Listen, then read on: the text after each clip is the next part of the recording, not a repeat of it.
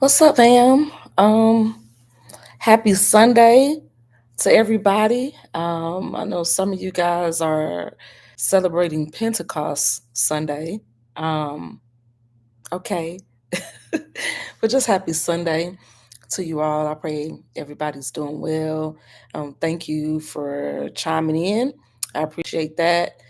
If this is your first time chiming in, I am Dejana Against the Grain. And basically, this particular podcast is me just telling my story, me just giving my testimony because many people have told me that's what I need to do. They told me I need to get on this platform and share my story because I won't write a book.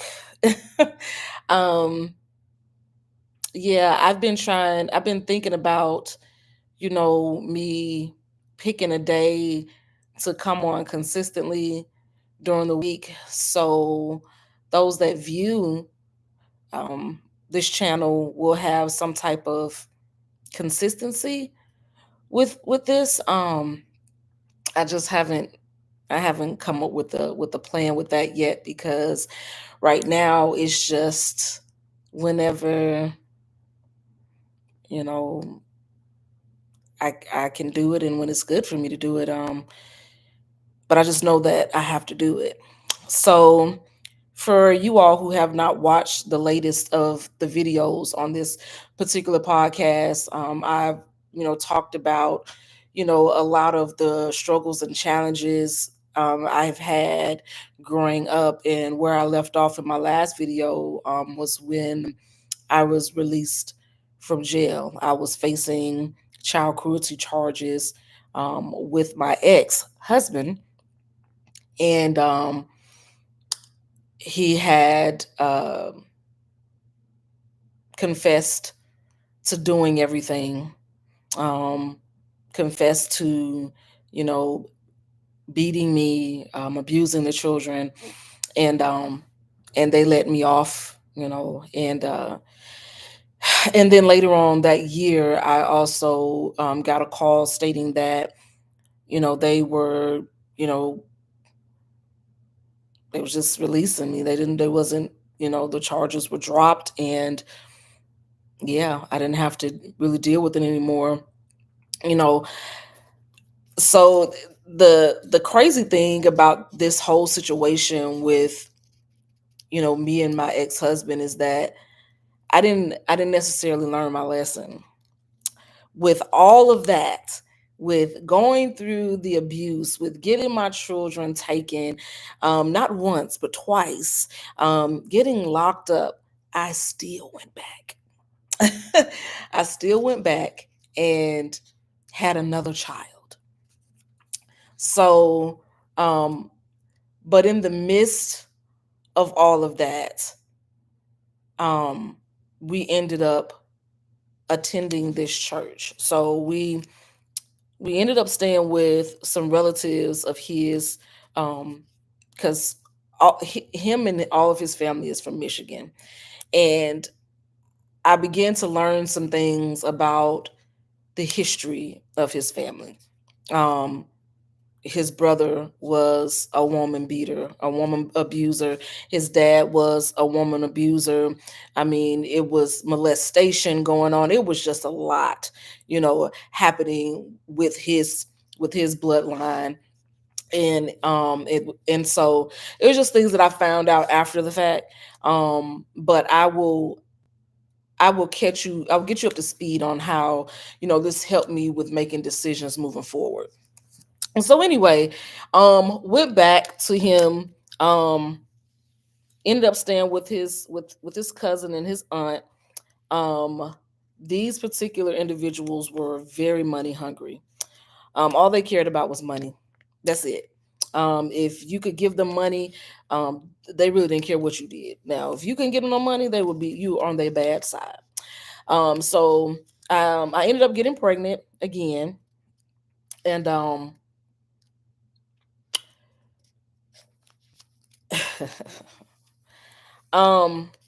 in the midst of all of that, um, he used to cry when he used to put his hands on me, or he used to do stuff and I used to find out.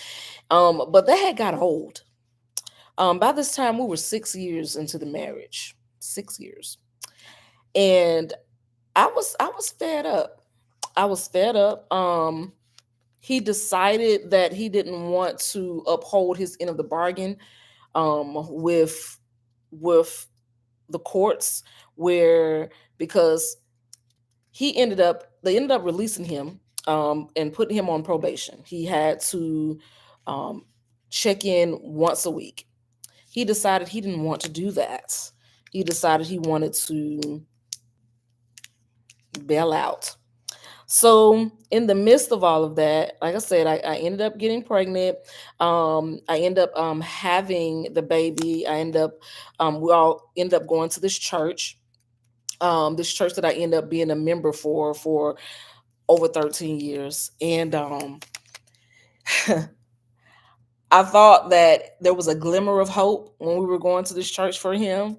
Um, but then I found out that he was stealing from the church. Like, he would take the offering envelopes and take the money out of the offering envelopes. Long story short, um, he ends up running from the law, went back to his home state of Michigan. I stayed. I ended up living with one of the church members. She welcomed me into her home. This is before I had the baby. She welcomed me into her home. Had the baby. This is my second um, oldest daughter, and I became very active in this church, and I decided that it was time for me to move on from that chapter of my life. And so, in the midst of that, I ran into who I am now married to now it's been 10 years we've been married. Um, and yeah, you can tell I got this humongous smile on my face. But in the midst of that, I filed for divorce. I did everything myself, with the knowledge of the Holy Spirit, because I had no idea what I was doing. When I tell you the process that I went through with that, it was crazy. Now, keep in mind now that my other two children are with my mom because they were taken from me. All this time, um, I had went back to him, had another child. My other two children were in my mom's custody. But I knew that my goal was to get my children back into my custody, all my children. So once I did that, once I went through with the divorce and got divorced and everything, I went through the courts, um, did whatever I needed to do to get them back. I got a stable housing, had income coming in, and it was time for me to be reunited with my children. The hardest thing for me, with this whole reunification with my other children, was my son. Um, it hurt me so bad because my son, he wouldn't talk to me. It was almost if he was scared of me. Um, and I don't blame him. The things that I allowed to happen when he was in my care with his dad. I didn't. I couldn't blame him, but it didn't change the fact that it hurt to see that he wouldn't talk to me, like he didn't want anything to do with me. But that never kept me from trying. It never kept me from trying and um, doing what I had to do to get them back, and for me to be the mother that God, He made me to be. Um, and so in the midst of all of this, I am still like having this conversation with this gentleman, the gentleman that I'm married to now. He's such an awesome man of God. Like, I'm so blessed to have him. Um, I was raised by independent women. And even though they were married, they were still independent. I used to get advice like, you always need to have you a separate bank account. Just in case something happened, you have money set to the side. So, you don't always put your eggs in one basket. You need to always have your dip money, in other words. And it was basically setting my mind up to always be in a place where I always like I could it may not work out. And for a very long time, that's the way that I used to think. And being that, I had just went through like the most egregious like marriage. It was making sense. But little did I know the man that, God had for me was nothing like that. And so I'm still dealing with my parents and dealing with my children and working with them and everything and building this relationship with this new man. Um, my second oldest daughter, her name is Amaria. This is the last one that I had with him. Um, I had two with him, and um, I ended up getting into a serious relationship with this young man, and she was about 6 months. Um, so this is the only man that she's ever known because um, her biological father dipped when she was not even 3 months old. And so it's just so much, just having a conversation about everything that has gone on in my life. Like I kind of feel like I need to type it out so I can read it from paper.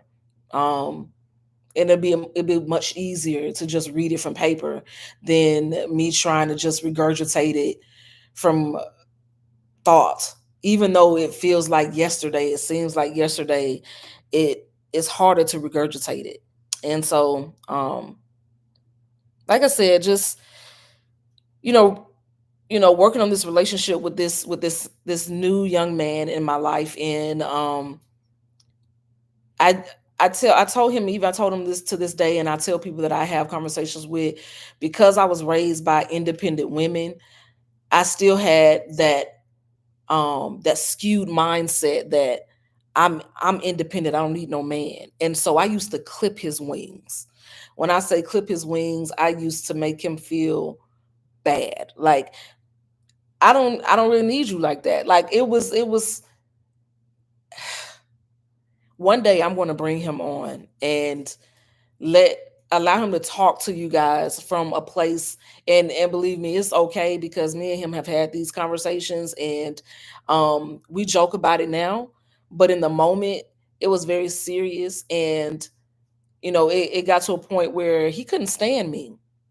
And he ended up having a dream where he saw our wedding. um he said he saw everything down to the way my hair was, because at the time I had locks. But when we got married, my hair, I had cut my locks off, and I had got my hair pressed and everything. So I believe that's why he couldn't see my hair in the dream, because my hair was not going to be like how it was then. Um and so this man took on the responsibility of another. And him and I ended up like building our relationship, this foundation together. Him coming in, taking on the role of the dad in the household. He even went as far as adopting them. Yes, giving my three before him his last name. And it was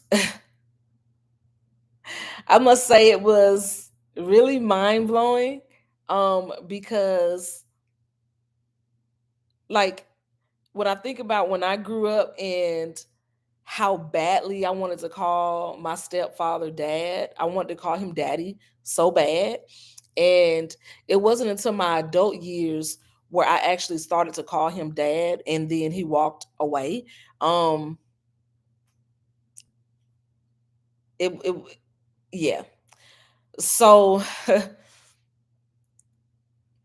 I'm kind of just jumping all over the place at this point, because there was so much that took place in like the span of a few years of me getting a divorce, and me in another serious relationship, but this time with a man who actually loves God. And but we're in this church where people are speaking out against him. I'm older than he is, so his family is like, a little apprehensive. Like, you got this older woman who already have kids, and he ain't got no kids, and it was just a lot going on. It was a lot. The odds were stacked against us. No one wanted to see us together. Like, no one wanted to see us together. And even to this point, people still have their mouths on us. Like, it is insane. Like, it's not like unexpected, but it's insane, right? We've been together 10 years, been together what my daughter's about to be 14 this year. 13 years, been together 13 years. Like, it's insane, like how people will put their mouths on something that God has put together. And I love the scripture where it says, what God has put together, like, no man can separate. Like, nothing can separate what God has put together. And he definitely put my husband and I together. Like, there's no doubt in my mind that he didn't put us together. I know he did. Because it just makes sense. It makes sense, but it doesn't make sense, if you know what I mean. So, but yeah, so with us, like, they it even got down to the point where, like, I was very active in this church. I was one of the lead praise and worship leaders. Like, you could say I was the lead praise and worship leader, because I would lead every single Sunday. Like, it was, but I loved it. Like, I loved ministry. Like, it was, I like I breathe ministry. That's just, um I'm a servant too. Like, I love to serve. So, and I'm still that way.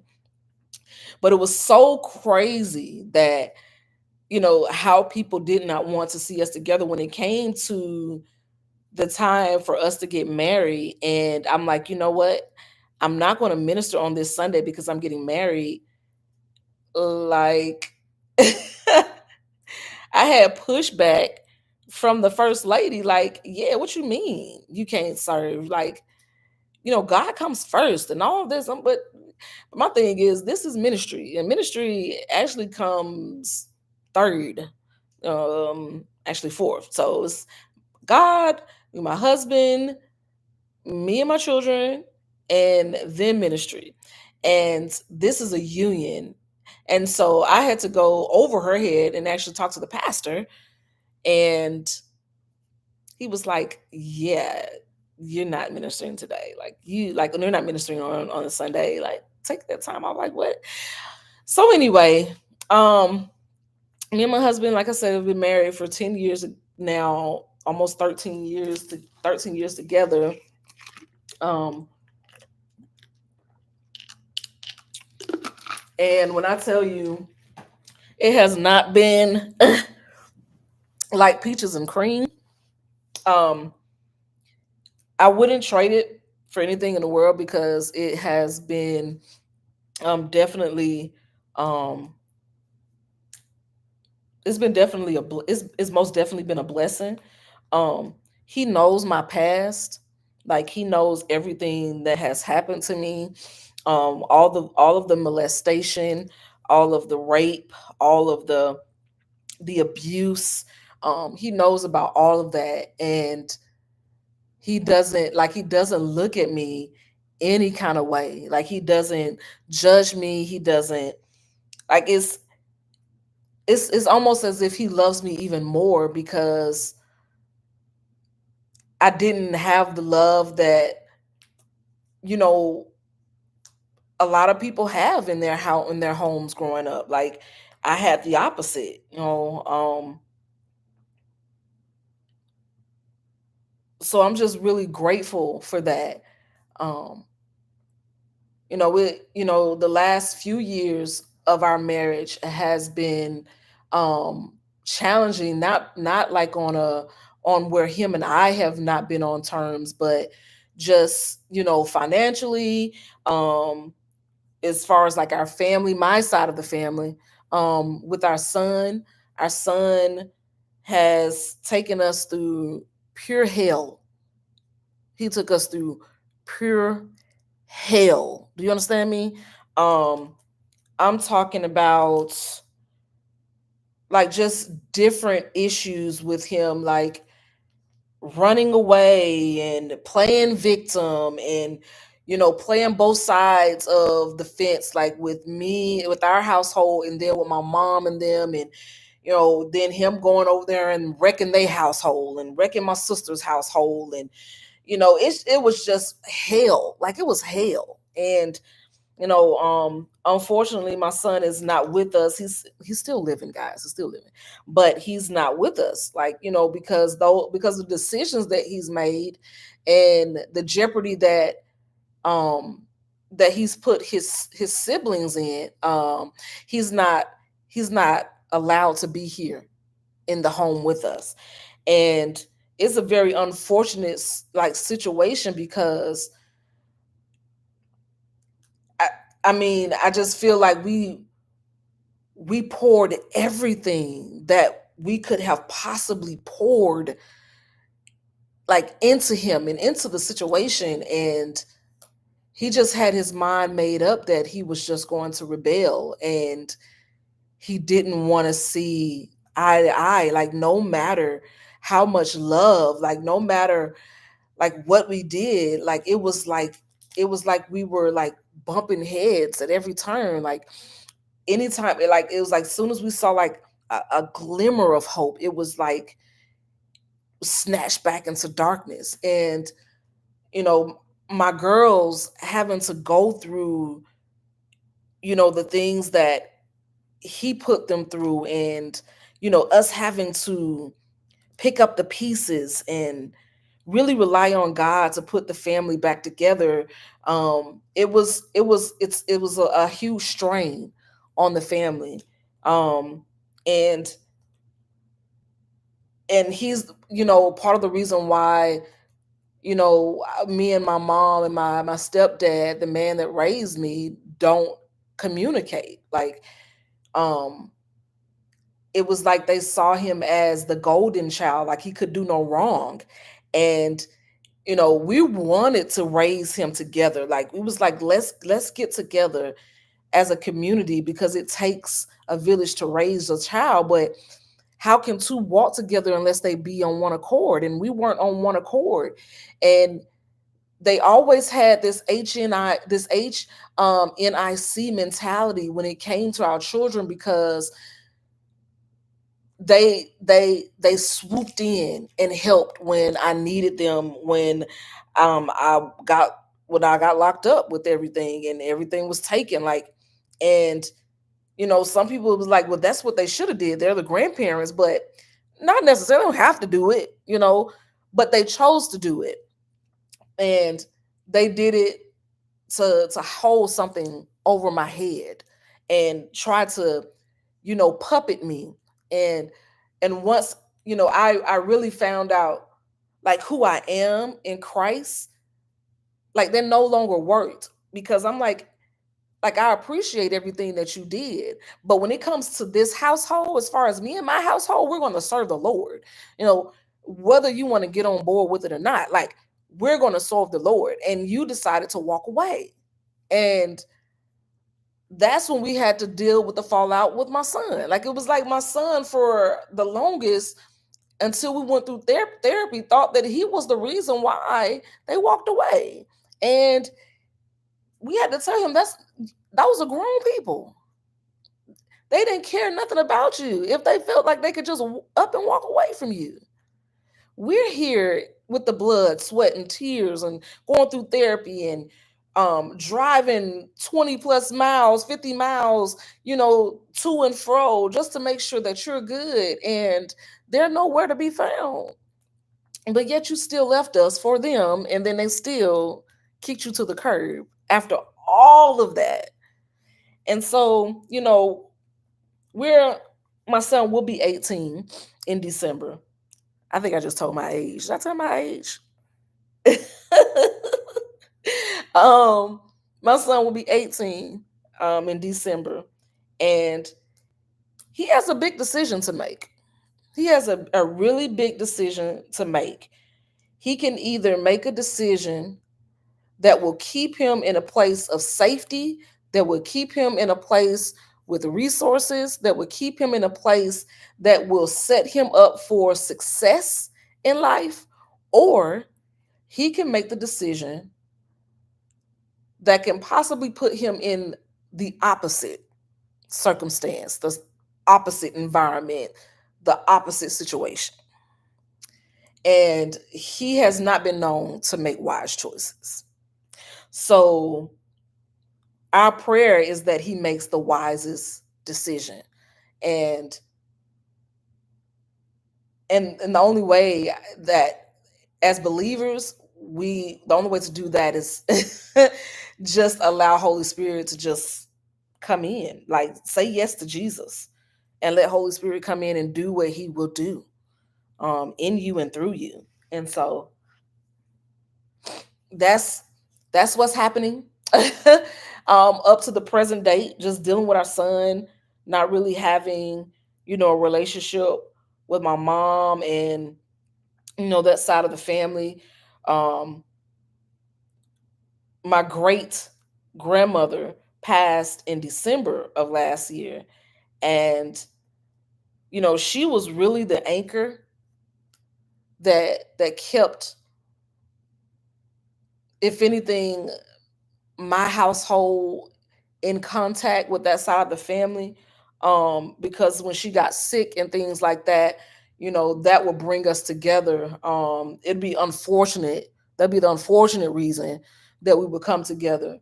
um but that would bring us together. And it would seem like, again, a glimmer of hope, but it was just another was just a lot of wickedness and evil stuff happening behind the scenes, where um like, you would be in the vicinity of that side of the family, and you knew that you were the topic of many conversations, of like backroom conversations, because of the conversations that they would have with you. Like, you know um maybe you just need to, do this or do that and do this. And I'm like, the only way that you can even come to me and say something to me like that is if you're already having a conversation about me. And one of the things me and my husband have in common is that we're both the black sheeps of our family. Like, he has his way of being a black sheep of his family, but I have always been ostracized in my family, not really having a place.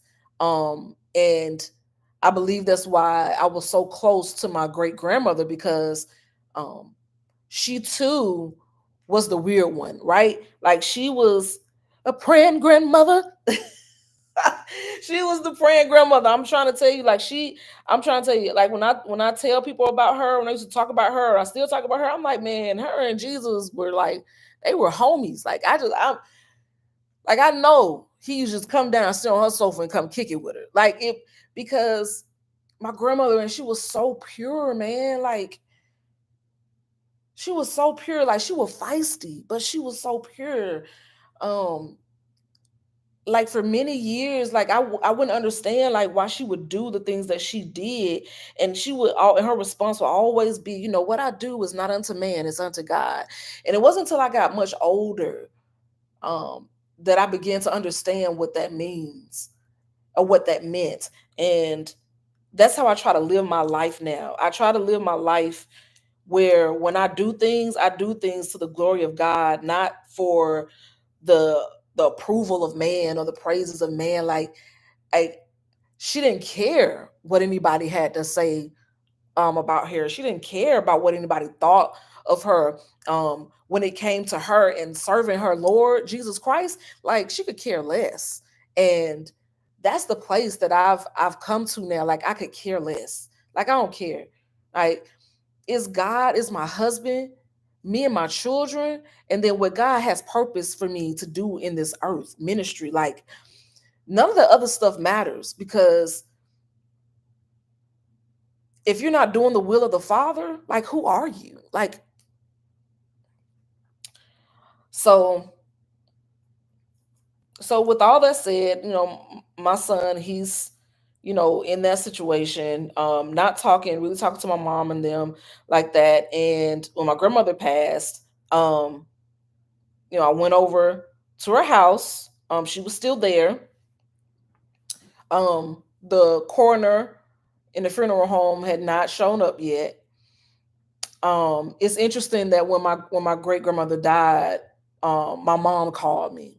My mom hadn't ring my phone in over a year, but she called me hysterical, and I too got hysterical, um, for reasons, you know.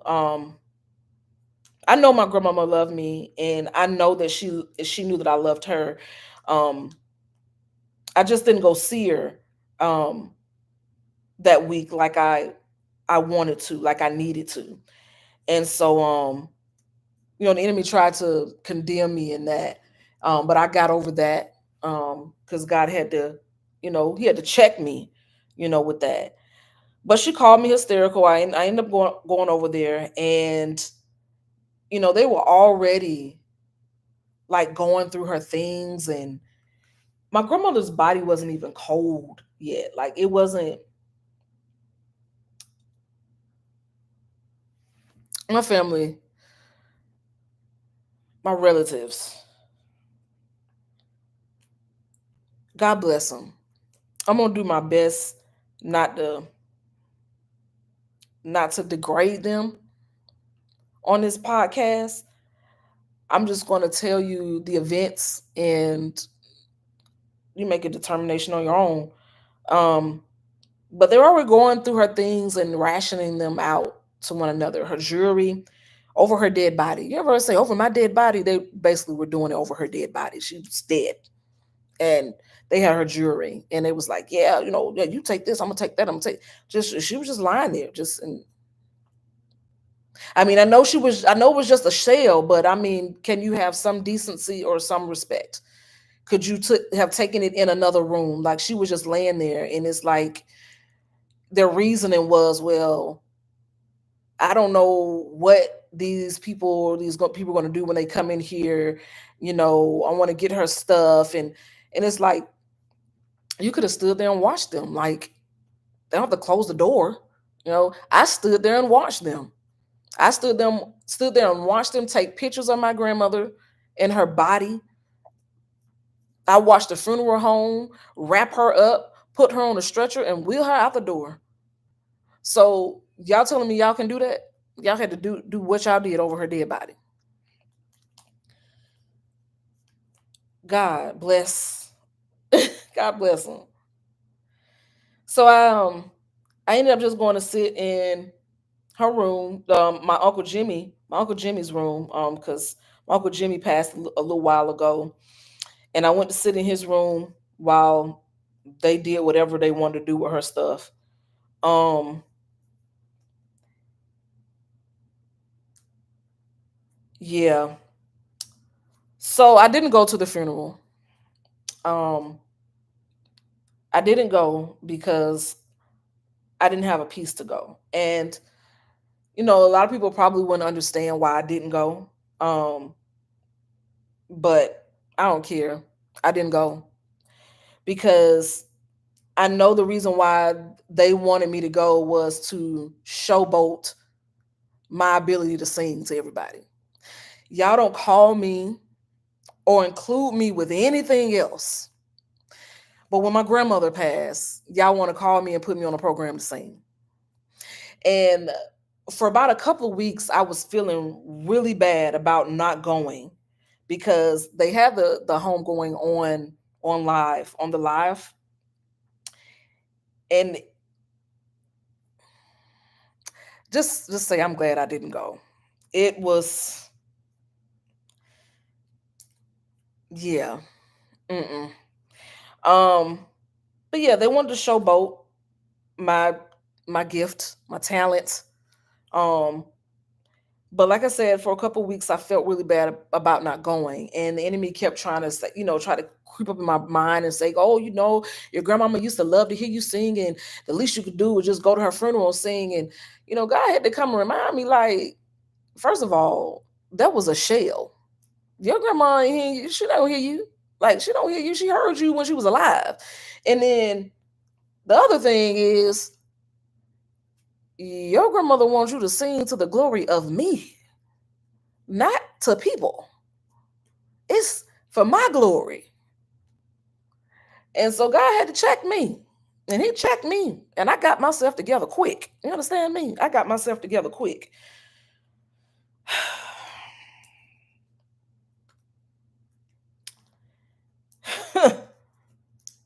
It has been a roller coaster for quite some time. And in this season of uncertainty, that's what I call it, a season of uncertainty. um I've just been really trying to rest in God's sovereignty, knowing that no matter what it looks like, he is still in control of everything. Everything. No matter what my finances look like, no matter what my relationships with family look like, God is still in control of everything. Because I refuse to believe that God allowed all of that stuff to happen. All of the stuff that happened to me over the last 40 years. Yes, I'm 40 years old. The last 40 years, for me to just fall by the wayside, for it to be for nothing. I refuse to believe that. Like, that's not the type of God that I serve. Like, he is not cruel. He does not dish out unusual punishment. Like that doesn't make sense to me. You had me to go through molestation, rape, abuse, rejection, neglect. You had me to go through losing children from my womb. You had me to go through all of that for me to end up at this point where I feel like I don't have anything left. That's impossible. That I don't believe that. I don't believe that at all. So I'm just waiting. I'm patiently waiting on the Lord to show up and show out, because he said, "Thou prepares a table in the presence of mine enemies." Remember I said people still have their mouths on me and my family. They are still watching everything that we do, lurking in the shadows. We see them though. That's the thing. We see them. We may not speak on it, like we know this person and that person, this person, that person. No, we ain't gonna call no names. We ain't gonna call them out. What we know they watching. And I do believe that God is going to get the glory in everything. He's going to get the glory in everything. So, back to my story. I'm almost at 40 minutes. I'm going to try to make these videos like 40 minutes. Um so fast forward to today. I have a 20-year-old daughter who is she's just amazing. She's in college, um, and she has an art major, art education major.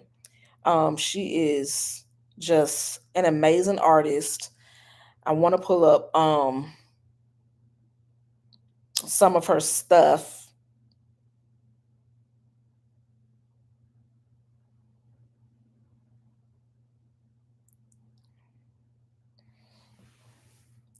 So she has this is her stuff. These are like all her drawings. She's on IG as affirmational. Like she's a beast at drawing. I'm so proud of her. I'm so proud of her. Like she's slow, but I'm so proud of her. Um because she's just amazing. She's just amazing. Um my 13-year-old who's about to be 14, um she give us some problems. But she like me. I see myself in her.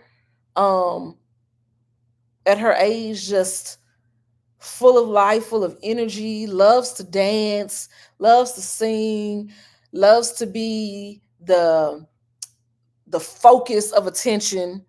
Um, but just but she has a heart of gold though. Like she's like deep down, like because she's endured some of these things that I've told you guys about recently.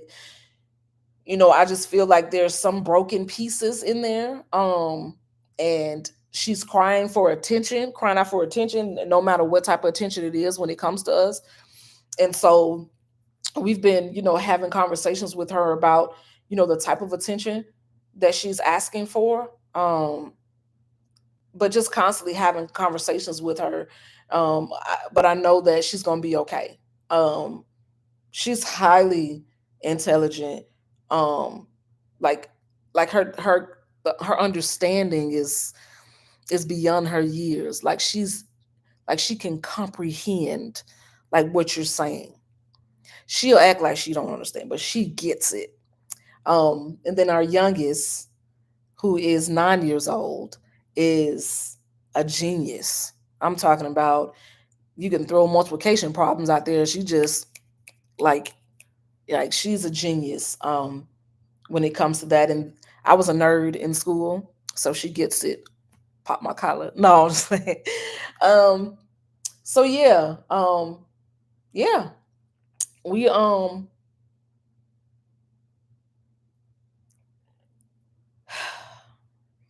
this has been a journey, guys. 40 years a slave. No, no, for real. No, this it has been a journey. And like, to be able to still like joke and have joy and have laughter and have hope, um even after everything. And I haven't even told y'all everything. I've just told y'all like a more general picture of my history, of my testimony. But to still have the ability to joke and not in a deep state of depression, even though I have fell into, you know, not a deep state of depression, but I've been depressed a few times out of the year and I of years, and I thank God that He always, pulled me up out of there, like for real. I was thinking up on top of my head. So it's like the third set of locks that I done started. It's ridiculous. Um, but he's pulled me up out of there. Um, yeah. But just to still be able to joke and have laughter and not look like what I've been through. Um, I can't do anything but give God the glory out of it all. Like He deserves all the glory out of everything. There's no way. Like it just doesn't make sense. Like I don't understand how people can take the glory for stuff. Like you actually thought that was you who did that? You think that you got enough power to do that? You are a bag of dirt. What make you think like you're nothing without him? Um so so yeah, the only family that I have, is that talk to me is my in-laws, my house, my household. I got a few church friends, that I talk to every now and then. But to be perfectly honest, guys, like I'm good. I'm good with just being with my husband and my kids. Like I don't need all that extra stuff. I don't need all that. Like I love going to Ross and or going to Walmart or Target and acting goofy with my girls. Like getting that on videotape. Like, you know, we may not have everything that we want. Shoot, we may not have everything that we need. But we're good though. I know God is going to provide everything that we need according to his riches and glory. According to his riches and glory. And his riches and glory is infinite. Like that's what he said. He will take care of his children. I am his child. His my children are his children. They were his first. My husband is his child. Like it wouldn't make sense. It just wouldn't make sense. I know his ways are higher, his thoughts are higher, like I know that. But when I think about everything that we've been through, me and my husband have been homeless together. We have been sleeping in cars, hotels, um, sleeping on people's couches, sleeping in the cold, like people houses with no heat, like with our kids. Like we have been through, and that's when we were only like together, like married for a few years. So, like to have been through all of that and have gotten to this point just to lose it all. When we take no credit for anything that we've ever prevailed through, anything that we've overcome, like we've never taken the glory for that. Like that's always been God, always. So for us to get to this point and to lose it all, like I just don't believe that God would do that to us. And I know you guys are probably like, what is she talking about?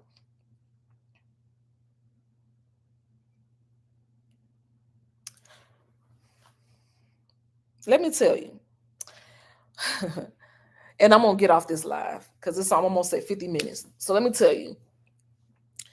Um, Back in 2024, um, I got injured on my job. I got injured on my job. My hair is sticking up. Why y'all tell me my hair is sticking up? Um, I got injured on my job. I was a music teacher at this charter school. I'm not gonna disclose their name for legal reasons. I got injured on my job. I was a music teacher. I was a push in. And what that means is that you don't have a classroom. So all of your instruments, your tools, your materials, everything, you had to drag that along with you.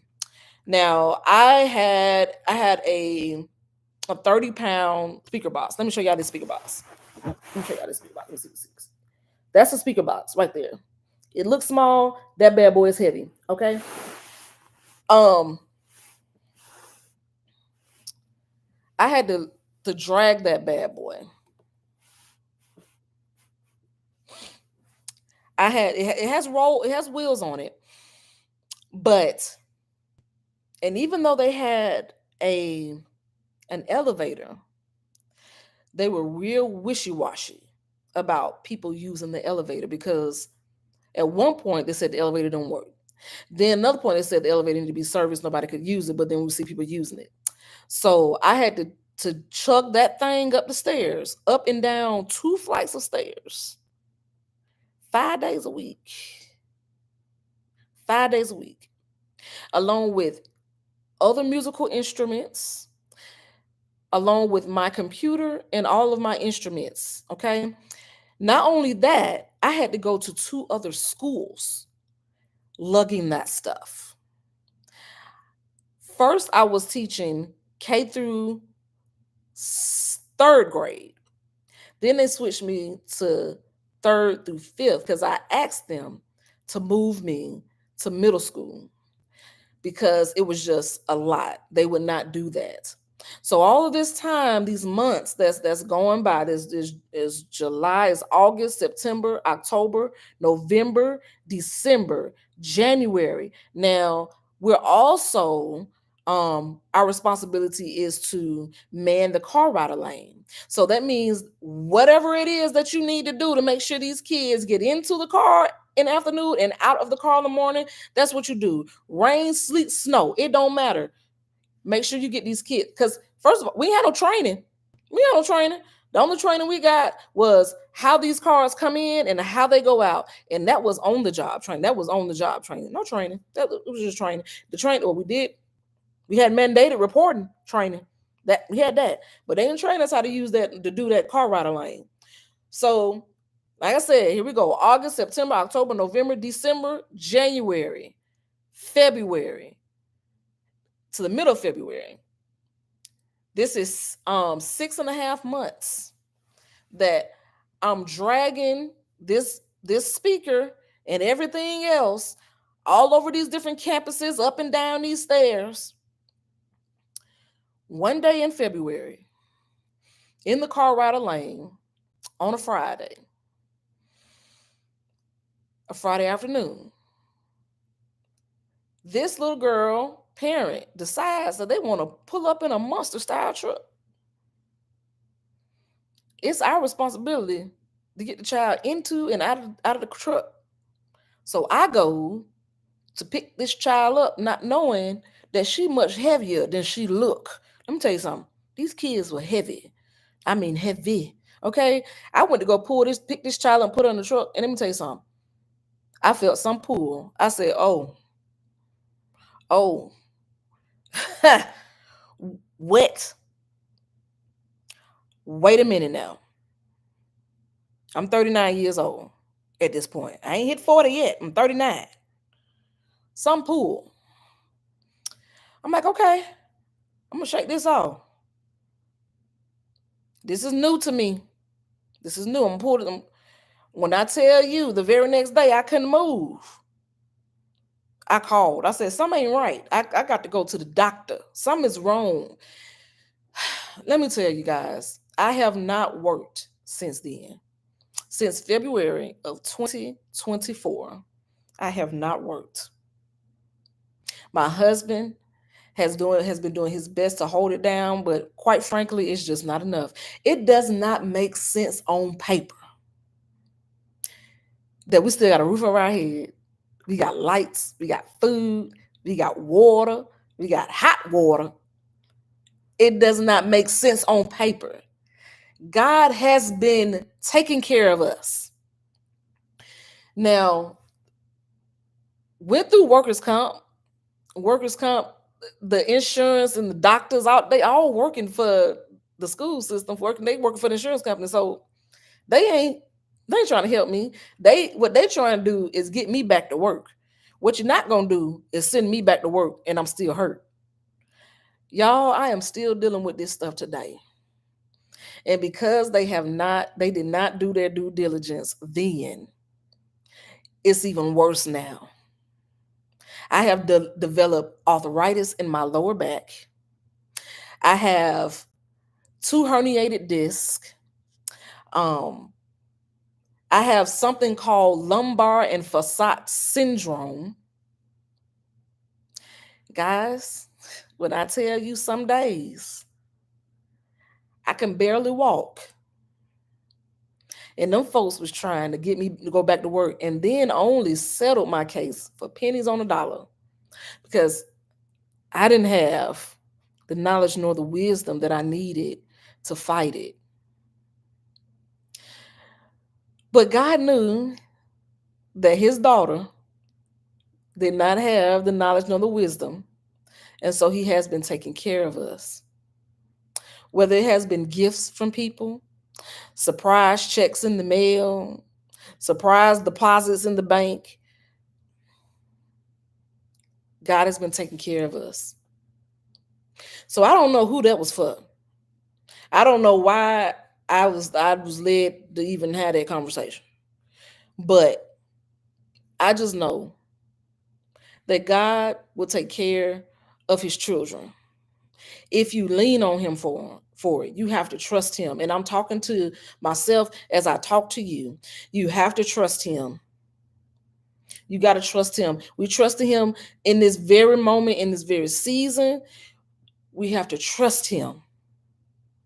And a lot of times it's not easy, especially when you don't see it. That's why we don't walk by sight.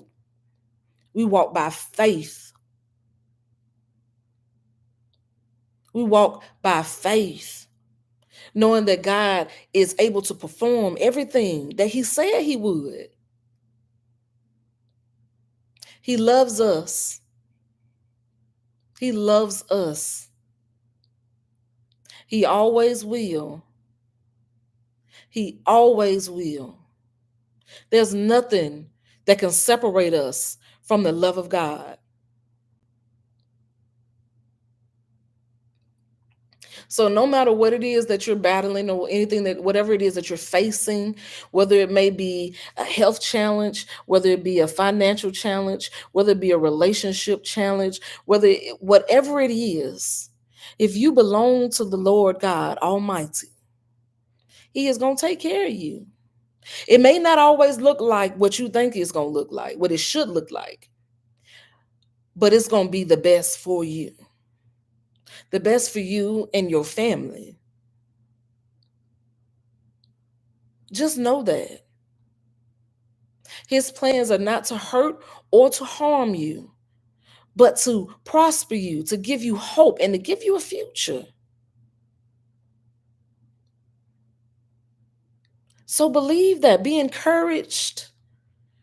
Be encouraged today.